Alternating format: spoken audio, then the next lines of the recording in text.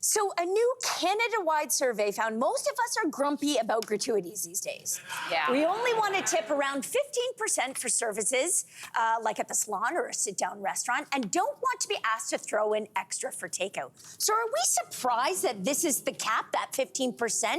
And do you think that tipping has gotten out of control? Cynthia, what do you think? I mean, do you think tipping has gotten out of control?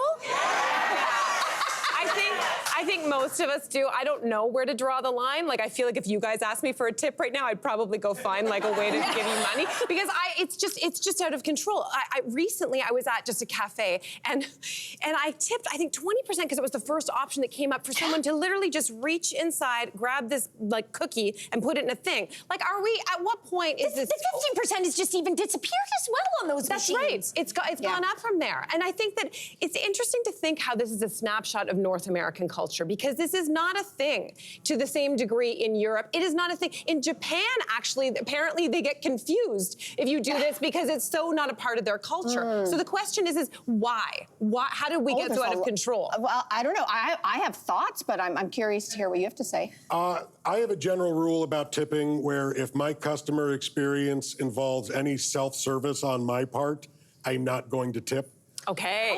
If I have to stand at a counter and order my food, if you hand me a cup and I go fill it myself, I'm not tipping. But generally, I tip more than 15%. My base minimum is 20%, but that's mostly because once you achieve a certain level of notoriety, you have to tip well. Or else people go on Reddit and talk about how you don't tip well. So I think it all kind of started with the pandemic, though. Yeah. Like, we sort of started adding a little bit extra to say, you know, thank you for risking your life so I can have a sandwich.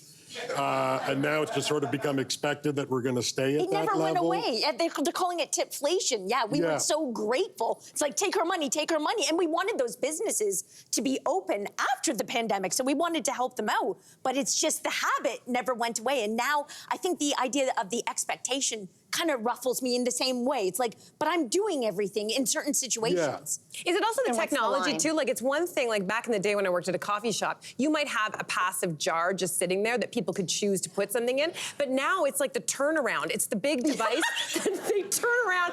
And it's like, you're not gonna look a server in the face and be like, I'm not putting anything in, right? Yeah. It's like you have to face them. Yeah, but we're all cashless now, so nobody does have coins anymore, so there's that. You know, listen, my cynical take on this is that we looked at, I believe, the essential workers that you were talking about, Trev, that they were essential. We were calling people heroes for being at the grocery store. Thank you so much. And they are.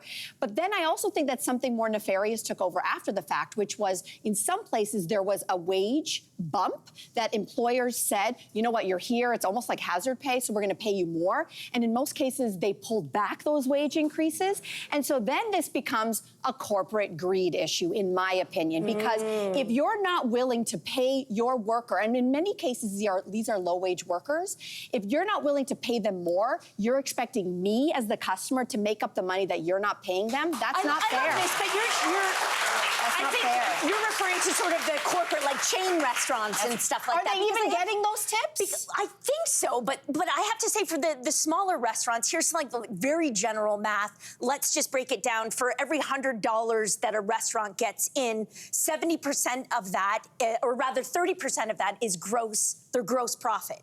And out of that gross profit, they have to pay, the three biggest ones are rent, which is skyrocketing in a lot of cities, the labor, which is a lot, and also, of course, the food and beverage costs. The net profit for most restaurants, and this is general, out of that $100, it's about $3. So you can understand why restaurateurs, it's not for the faint of heart, certainly, and also why 1 in 10 restaurants works out. Yeah, but is that the same for the sub shop down the street? No, I'm talking about sort of the independent restaurants rather than the chains. The chains where the CEOs and the people at the top are taking home bonuses of multi-million dollars, but they're asking us to tip their employees? No. Yeah. But the general restaurant. That makes sense. Yeah.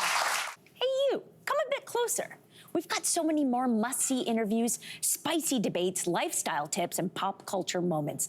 So subscribe to our channel by tapping the logo below and don't miss out.